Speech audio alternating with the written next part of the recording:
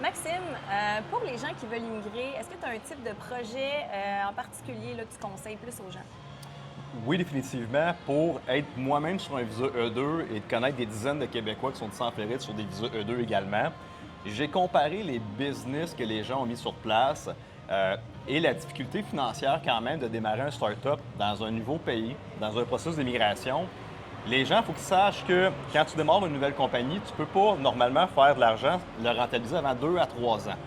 Ça commence à être dur financièrement si tu décides d'aller vers un commerce pignon sur rue avec des loyers à payer, avec des frais fixes. On a réalisé que les Québécois ne sont pas capables de faire suffisamment d'argent pour payer les frais fixes pour leur processus d'immigration.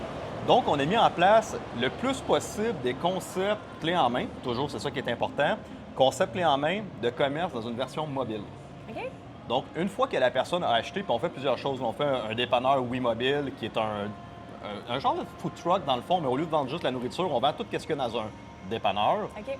Des boissons, que ce soit de la slush, que ce soit du chocolat, que ce soit des choses santé, que ce soit des vapoteuses également qu'on peut racheter. Il y a le cannabis ici en Floride qui est disponible. Fait que c'est des produits qui vont pouvoir permettre de faire la livraison partout.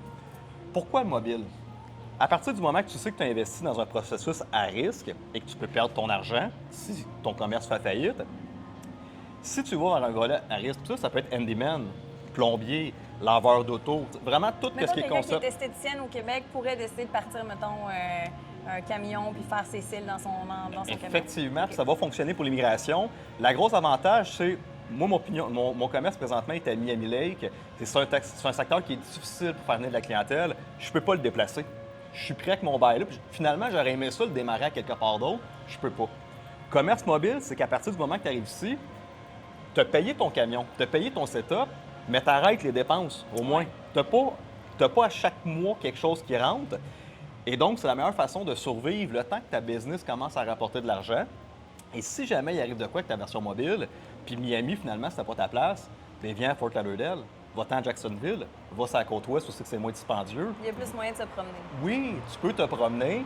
Puis surtout, c'est que ton camion, si jamais il y a de quoi, tu peux la revendre. Tu sais, tantôt, je te disais, il y a des gens qui veulent acheter un condo pour ne pas perdre leur argent. Bien, le camion,